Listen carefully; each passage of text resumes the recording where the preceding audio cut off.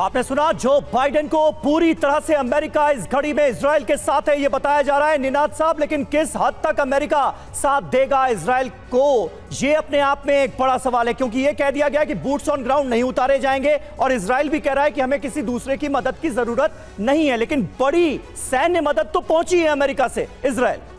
देखिए, जब एक aircraft carrier armada theatre of action में जाता है तो उससे एक बहुत बड़ा मैसेज जाता है, क्योंकि एक एयरक्राफ्ट कैरियर के पास मेरे ख्याल से न्यूक्लियर वेपन होते हैं, लॉन्ग रेंज एयरक्राफ्ट होते हैं, तो एक डिप्लोमेटिक कूटनीतिक ऑब्जेक्टिव तो पहले ही अचीव हो जाता है। पर आप ये समझिए कि इस वक्त अमेरिका में अफगानिस्तान की विड्रॉवल के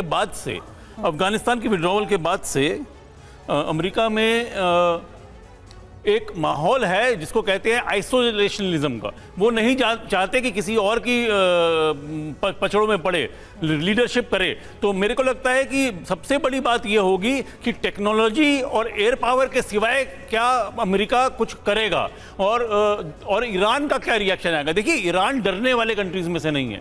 वो पिछले जब से रेवोल्यूशन हुआ है 1979 में, तब से वो लड़ने के मूड में रहता है और वो केपेबल भी है। तो इस वक्त एक अगले 3 हफ्ते बहुत खतरनाक है वर्ल्ड के लिए, क्योंकि ईरान का रिएक्शन, अमेरिका का डिप्लॉयमेंट, इजराइल का एक्शन और हमास और हिजबुल्लाह का काउंटर एक्शन क्या दिखाएगा। एक तरह से मैं कहूं कि एक ग्रेनेड में से पिन निकल गई है, अब वो किस तरह फटता है वो देखना है। बिल्कुल, लेकिन इस बीच TV9 से बोले फिलिस्तीन के राजदूत अदनान अबू अल हैजा। एक और बड़ी खबर, उनकी तरफ से कहा गया युद्ध हमेशा ही बुरा होता है। इजराइल हमास दोनों की हिंसा की निंदा करता है। नेतन्याहू फिलिस्तीन को देश नहीं मानते।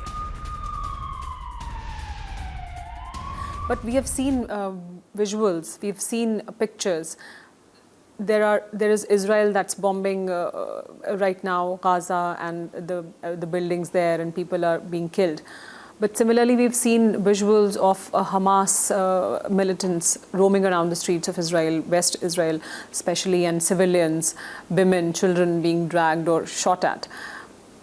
What do we say about that? War is very bad. Whatever, war is very bad. In more than one interview, I'm condemned the killing of the civilian people from both sides, if they are Palestinian or Israelis.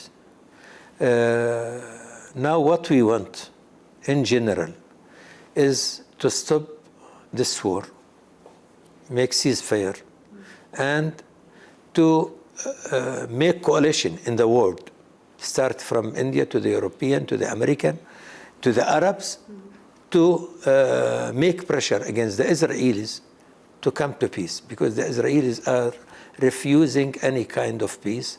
And we could easily notice that if Mr. Netanyahu map at the United Nations, that map was without the Palestinian state. So they are not recognizing a Palestinian state. They are destroying the two-state solution.